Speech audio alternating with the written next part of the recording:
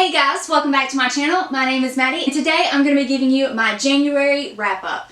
I read 20 books in January and I feel like a freaking book dragon right now. I honestly have no idea how I managed to read so many books because on top of all the reading that I was doing for fun, I had a bunch of schoolwork to do as well. I feel like Superwoman or something and it gets me so pumped for the rest of the year because this is just setting the tone for a great reading year. Unless you're completely new to my channel, as you can see, I have new bookshelves. My birthday is coming up soon and my mom knew that I was running out of shelf space again, so she was gonna buy me another bookcase, but then she found a really good deal. These are all secondhand bookshelves and she got them for $20 a piece. $20, folks. So now I have 3 new bookcases, which brings me to a total of 8. My childhood dreams of having a huge personal library is finally coming true. But since I have new shelves, I'm still trying to figure out the lighting situation and the camera angles and stuff. So bear with me through this process. Alright, let's get into the books that I read. The first books I read this month and the first books I read this year were The Winter's Crime and The Winter's Kiss by Marie Rutowski. These are books 2 and 3 to a YA political fantasy trilogy. The first book is The Winter's Curse, which I read in December and really enjoyed, and so I wanted to pick these up immediately. And overall, I really enjoyed this series. This first book follows a 17-year-old girl named Kestrel, who is the daughter of a governor, and they are the nobility of a conquering kingdom. This kingdom essentially has conquered every other nation on their continent, and Kestrel's father is the person in charge over one of their conquered territories. And whenever this kingdom conquers another land, the people native to that country are enslaved. And this story begins when Kestrel finds herself at a slave market and she spontaneously decides to purchase a slave for herself, which she's never done before. And then romance ensues and I loved it. It is fantasy, but it's more of a soft fantasy and it deals more with the politics of the world and the government, and there's not any magic in this world. I gave all 3 of these books 5 out of 5 stars. Next, I did rereads for Empire of Storms and Kingdom of Ash by Sarah J. Maas. These are books 5 and 7 in the Throne of Glass series, which is my favorite series. A couple months ago, I randomly had the desire to reread the 3rd book, which is my favorite in the series, and then I just decided to keep doing a reread for the rest of the series. Although I skipped book 6, which is Tower of Dawn, because it follows a character that I don't particularly care for, so I just decided to skip it for my reread. Up until this point, I had read Empire of Storms twice, I believe, and then I had never reread Kingdom of Ash, so I definitely wanted to give this one a reread because the first time I read it, I actually listened to the audiobook, and I had never read the physical copy, so I'm glad I finally got to it. This one is almost 1,000 pages. It is super heavy, so I'm going to set these books down. If you don't know what the Throne of Glass series is, it's a YA fantasy series following a female assassin, and the series really expands from book 1 to book 7. It starts out as a mild, moderate fantasy, and then by book 3, you're into a full-blown, full epic fantasy series. There's all different kinds of magic and magical creatures, and of the main characters, there's humans, fae, other different magic wielders, and Iron Teeth witches. If you would like to know more about this series, I do have a video talking about why you should or should not read Throne of Glass, and I will leave it in the cards above. Also this month, I reread The Last Song by Nicholas Sparks. This is my favorite Nicholas Sparks movie and just one of my favorite movies of all time. I read this book after the movie came out a long time ago because I loved the movie so much. I decided to read the book, and at the time, I wasn't even a reader, so I definitely wanted to reread this at some point. I finally got to it this month. This is an adult contemporary romance, but it definitely feels more like YA, and it follows characters who are 17, 18 years old. It's a really cute romance story, and it also has some hard-hitting themes. The story follows a girl named Ronnie who, along with her brother, is shipped off to her dad's house for the summer, and she hasn't spoken to or seen him in several years now, and she does not want to spend the whole summer with him. She has a lot of anger and resentment towards her dad for leaving their family, but because she's not yet 18, she has no choice but to go spend the summer with her dad, and she thought that she would absolutely hate everything about the summer, but then she ends up meeting a boy named Will and they start to fall in love, and it's a super adorable, super cute romance. I gave this book 4 out of 5 stars because while I did enjoy it and I love the story and the romance, the movie is so much better. Next, I read In 27 Days by Allison Jervis. This is a YA hard-hitting contemporary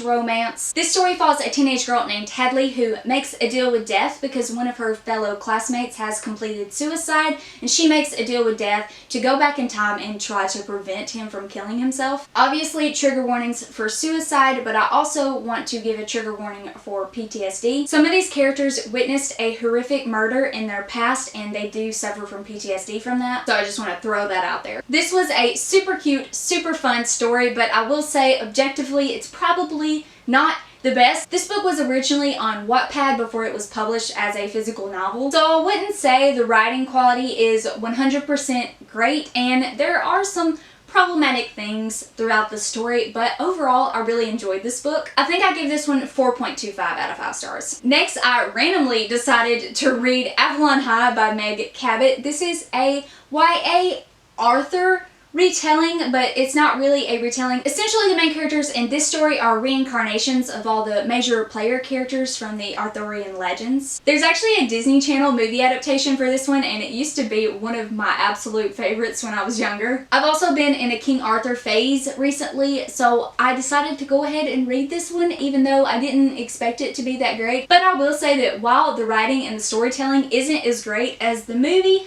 I actually like the plot and the way things work out in the book a lot more because it makes more sense. They changed a lot of things for the movie that, if you really think about it, it makes absolutely zero sense. So in that way, I like the book better. I gave this book 4 out of 5 stars. Next, I read How to Speak Boy by Tiana Smith. I actually received this as an e-arc from the publisher through NetGalley, and I finally got around to reading it. It was actually just released in January, so I got around to it in a decent time frame. This is a YA contemporary romance story following a teenage girl who is a part of her high school debate team, and there's always been this big rival between her and this other boy at school. They absolutely cannot stand each other, and they're always competing against each other. But then they get paired up to work together on the debate team, and they have no choice in the matter. And so it forces them to actually get to know each other instead of just hating each other for no reason. It's a really cute romance, and I gave this book 4 out of 5 stars. However, I will say that this book completely relies on the miscommunication and lack of communication tropes. So if that's something that gets on your nerves, this is probably not the book for you. But I personally really enjoyed it. Next, I read The Iron King by Julie Kagawa, and I actually buddy read this book with my friend Elle over at Bookish Elle, and I will leave her channel in the description. This is one of her absolute favorite series, so when I told her I was interested in reading it, we decided to buddy read it together, and it's been a fantastic buddy reading experience. This is the first book in an old YA fantasy series following Fae, and it is set half in the human world and half in the fairy world. It definitely has that old YA feel with the old YA tropes, but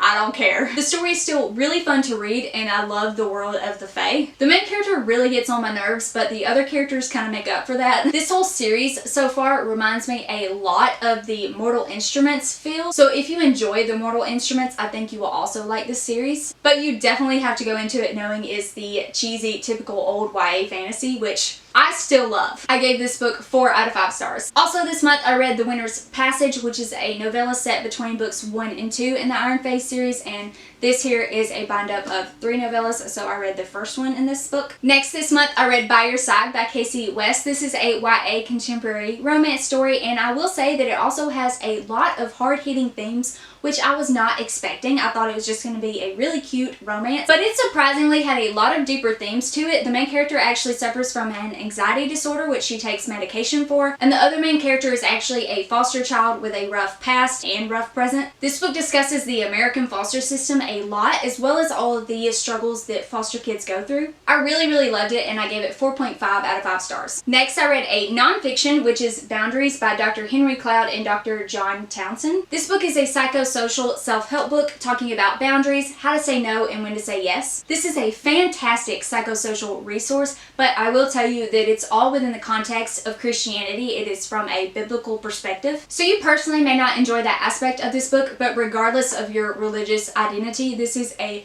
great self-help book. 5 out of 5 stars, 10 out of 10 would recommend if you struggle with boundaries in your relationships. Next, I reread A Court of Mist and Fury by Sarah J. Maas. This is book 2 in the A Court of Thorns and Roses trilogy. After rereading the Throne of Glass series, I wanted more Sarah J. Maas, so I was going to reread this whole trilogy, but then when I got to thinking about it, I was like, you know what? I don't actually like the first book that much, and I don't care to reread it, and then I don't really like the third book either, and I don't care to reread that one either. So I just decided to reread the second book because it's one of my favorite books of all time, despite me not really liking the first and third book. If you don't know, this is a new adult high fantasy series following Faye, and the first book is actually a retelling of Beauty and the Beast. And I believe the second book is kind of like a loose retelling of Hades and Persephone. I don't know, but I love it. 5 out of 5 stars. Next, I read The Longest Ride by Nicholas Sparks. I have a huge Nicholas Sparks collection. All of them are secondhand books that I've purchased over the years at thrift stores. It's huge at this point, so now I'm actually making an effort to read all of the Nicholas Sparks books that I have. This is one that I've been wanting to read for years because I wanted to watch the movie adaptation, but I couldn't bring myself to watch it without first reading the book.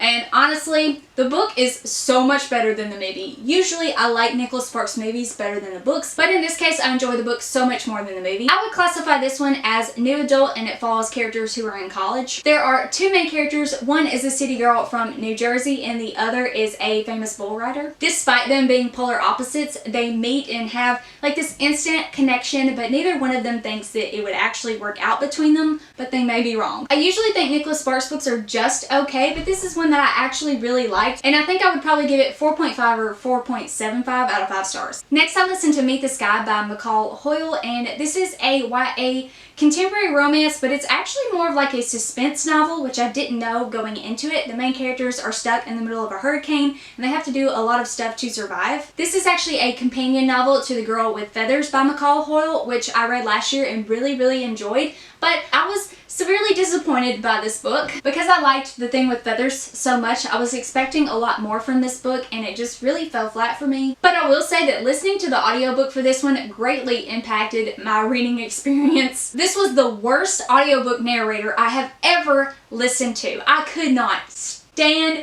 this narrator. It was almost like she was half whispering the entire time, and she wasn't exactly monotone, but pretty close to it. She had no emotional delivery and it drove me insane. In the moments when things were really high stakes and characters were screaming or whatever, she was like half whispering. The characters are supposed to be yelling right now, but this is how I'm going to narrate it. Drove me insane. If I had read the physical book for this one, it probably would have got a 3.75 rating from me, but because I listened to the audiobook and I hated the narrator, I gave it a 3-star rating, more of a 3.25, so take that how you will. Next, I read Linger and Forever by Maggie Stiefvater. These are books 2 and 3 to the Wolves of Mercy Falls trilogy. Despite people loving Maggie Stiefvater, this series gets a lot of crap on BookTube, and I really enjoyed it. I read the first book, Shiver, last year. I really liked it, and I will say that I enjoyed the rest of the series just as much, if not more, than the first book. This is an old YA romance following werewolves, and it completely has the old YA feel, which I really enjoy. Sometimes you just need those types of books, and I mean, come on. It's about werewolves, which we don't really get that much in literature anymore. I think I personally enjoy reading about werewolves more than I do vampires. Anyway, I really like this series, and I gave books 2 and 3 5 out of 5 stars. That rating is based off of my enjoyment of the books. If I were to rate it objectively, they probably get 3.5, 4 stars. Next, I finally read Nevernight by Jay Kristoff. This is an adult fantasy series following a female assassin, and oh my gosh, I have been putting this book off for a while now, and I finally read it. This book follows a 16-year-old girl named Mia who is training to be an assassin in order to get revenge on the people who killed her family. This is a super epic high fantasy series, so be aware of that when you go into it because it is very confusing. Like, I read a lot of fantasy and it took me at least 100 pages to even just understand what was going on and how the world operated. The writing for this book is also particularly confusing. I read some rant reviews after finishing this book, and the main complaint was that this author butchered the English language, which I kind of agree with. It's super descriptive, but it's written kind of in a way that feels like it was written in the 1800s, just the way the sentence structure is and the grammar. But then also this author just completely disregards the rules of grammar. And then when you add that to all of the new vocabulary in this fantasy world, it gets super confusing. Because of all that, I was actually scared at first that I really was not going to like this book because I was having a hard time getting through the writing and getting past that. But once I did get past that, I actually really loved this book. 5 out of 5 stars. I love books about assassins and this one did not disappoint. Also, the author is not afraid to go there. This book is graphic and gory and the author is not afraid to kill off characters. The author's not afraid to hurt characters. I love the training and the different trials that the main characters have to go through. I love their backstories. They're so tragic and it really helps you understand why people are the way that they are. I loved this book and I was completely blown away by the ending. If this sounds like something that you would enjoy, I definitely recommend it. Next, I read the graphic novel Under the Moon, A Catwoman Tale by Lauren Miracle, and it was illustrated by Isaac Goodhart. I loved the artwork. This illustrator, hands down, has my favorite art style that I've ever read in a graphic novel before. I enjoyed the story as well, but the art is what made this book for me. I loved this one and I gave it 5 out of 5 stars. The only thing I didn't like about this one is it leaves off in a very weird place and I wanted more from the story. I know it's an origin story for Catwoman and you have all the other comics that tell the rest of her story, but I wanted more from this one. And as far as I know, there's not going to be a sequel, so this book just really left off in a weird spot. There's a couple plot lines that aren't resolved, so I really wish that they would make a sequel for this one. There are actually several trigger warnings that I have for this book, including domestic violence, child abuse, suicide, self-harm, and cutting. Overall, I really enjoyed this one. I love Catwoman, but I will say that I wanted more from her origin story because she calls herself Catgirl, but if she didn't do so and you didn't already know that it was a Catwoman tale, you wouldn't even recognize her as Catwoman really. It's kind of like an origin story to her origin story. And lastly this month, I finally finished Harry Potter and the Prisoner of Azkaban, which is book 3 in the Harry Potter series. This is actually my first time reading the Harry Potter series because while I am a fan, I'm more so a fan of the movies rather than the books. Harry Potter was not a part of my childhood, so I'm just now getting to these books as an adult and I haven't really been enjoying them like I was hoping that I would.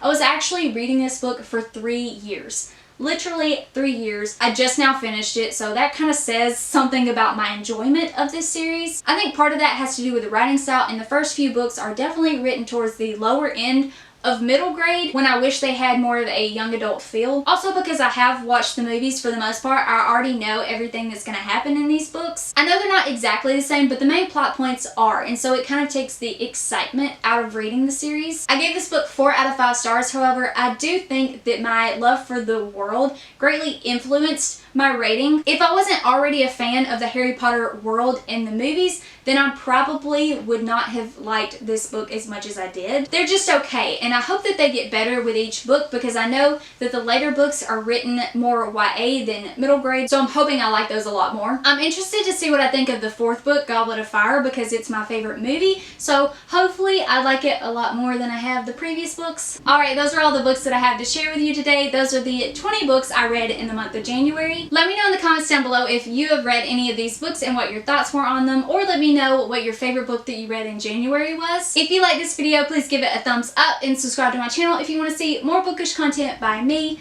I hope you all have a wonderful day and I will see you in my next video. Bye.